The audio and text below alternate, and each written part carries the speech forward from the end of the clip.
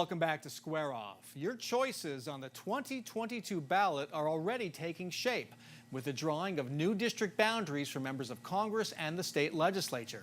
Later this month, citizens across Arizona will have a chance to comment on the district boundaries they'd like to see. So today, we're helping you understand how the redistricting process works and what's at stake. No one has followed this story as closely as Jeremy Duda of the Arizona Mirror. Welcome back to Square Off, Jeremy. Thanks for having me. When some folks hear redistricting, they think gerrymandering, drawing districts that favor one of the parties or specific politicians. Arizona's Independent Redistricting Commission has been held up as a national model for avoiding gerrymandering. How well has the commission done that? Well, it depends on who you ask. The fact that it's an independent redistricting commission does not necessarily mean that politics are divorced from it. You have two Republicans and two Democrats and an independent chair who is a very all important tiebreaker if the four partisan members all disagree. And there are some aspects of gerrymandering that are generally going to be pretty objective. The way the districts are shaped, we always see in other states these very oddly shaped districts that look like paint splatters across a city that are drawn very oddly in order to favor a specific party or a specific candidate. Stuff like that is prohibited by the Arizona Constitution. One of the criteria for redistricting is compactness. So you make sure that the districts are are compact and not sprawled out in those weird shapes. That doesn't necessarily mean they can't be drawn in a way to advantage one party.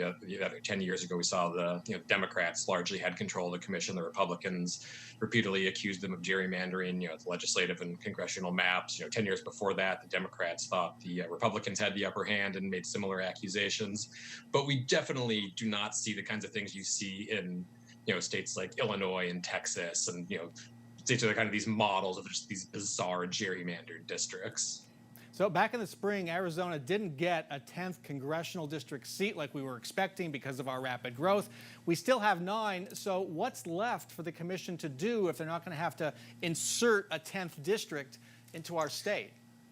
Well, there's a lot to do. I mean, there's not that much less work to do than there would be if there were a 10th district. You have to remember that under the requirements of the Arizona Constitution, they're not just kind of moving the lines around. They're basically wiping the entire slate clean and starting anew. So you start with it's basically called a grid map, and just kind of an arbitrarily drawn map of 9 equally sized districts, 30 for the legislative map. And then you adjust those to meet all the other criteria: population, compliance with the Voting Rights Act, lots of other things. So they're not going to look at the current. They're not even allowed to take the current map into consideration or where incumbents live or anything like that. They just wipe the entire map clean, pretend like they'd never seen it before, and just start anew based on the most recent census numbers. And accommodate for growth in different areas. Some members of Congress have seen their populations grow much more than other members of Congress had. Are there any members in our Arizona delegation who might be vulnerable to being redistricted out of a seat, or having a district that's much more challenging for them to win? Some of them definitely. There's some members who. There's some districts that are probably going to look somewhat similar. The Voting Rights Act requires, a couple of majority-minority districts. So Congressman Gallego and Grijalva, they'll have, pretty safe districts. So there's always going to be something kind of anchored in Mesa and the East Valley. So Congressman Biggs is probably going to be fine. Other districts, it's hard to say. There's a lot of different things you could do.